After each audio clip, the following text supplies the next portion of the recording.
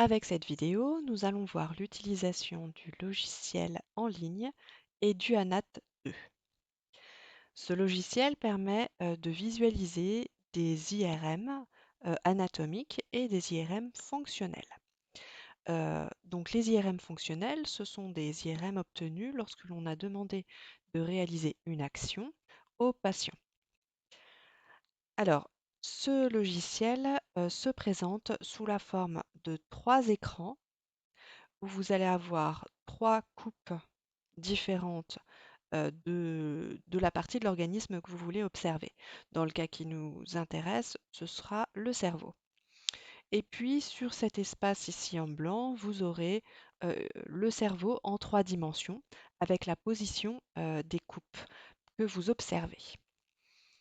Alors vous avez un menu qui est disponible ici, sachant que vous, quand vous allez utiliser Eduanat 2, vous allez arriver directement avec le lien que je vous fournirai et ce lien sera sur le fichier que vous allez utiliser. Donc voilà par exemple l'image sur laquelle vous pouvez arriver. Donc là c'est une IRM anatomique, donc on ne voit que la structure du cerveau qui est en noir et blanc. Alors on peut éventuellement modifier le contraste et la luminosité pour avoir une meilleure vision. Ça peut être intéressant. Donc pour les 3 coupes que vous avez la possibilité de vous promener à l'intérieur du cerveau. Donc de haut en bas pour les coupes axiales, de droite à gauche pour les coupes sagittales et d'avant en arrière pour les coupes coronales.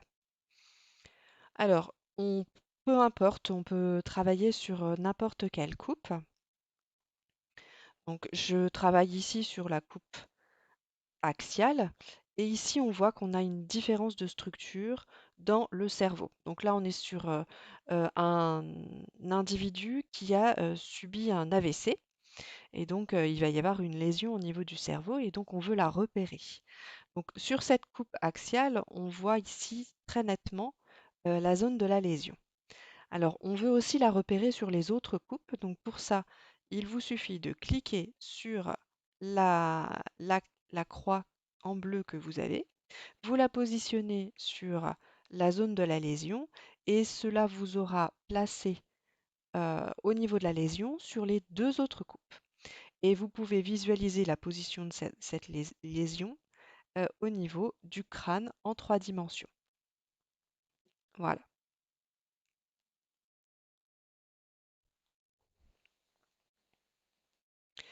Là, je viens d'ouvrir une IRM fonctionnelle. Donc, j'ai ouvert une IRM anatomique sur lequel on a replacé le calque d'une IRM fonctionnelle. Alors, l'IRM fonctionnelle, je le rappelle, c'est l'image des zones actives du cerveau au cours d'une action que l'on a demandé au patient. Et cette activité, elle est signalée par des couleurs. Donc vous avez ici une échelle de couleurs. Alors lorsqu'il n'y a pas de couleurs, c'est que les zones ne sont pas actives. Ensuite, lorsque les couleurs sont dans les bleus, c'est que la zone est peu active. Et plus on se déplace vers le rouge, plus la zone est active. Alors, vous voyez ici qu'on a une échelle pour le seuil. Donc, il vous sera demandé de régler ce seuil. Donc ici, je vais le régler à 24. On vous indiquera toujours à quelle valeur vous devez régler ce seuil. Alors, donc on a nos 3 vues, nos 3 coupes, et on voit clairement ici que sur cette coupe-là, on a déjà des zones qui sont très actives. Donc on va regarder si on peut trouver encore plus d'activité. Voilà, ça semble être à peu près là. Et donc on va placer notre croix sur la zone d'activité, ce qui va nous avoir réglé la zone d'activité ici pour cette action qui est d'écouter une musique joyeuse après avoir entendu une musique neutre. Et donc on voit la zone d'activité et ici on peut la repérer en 3 dimensions sur le crâne.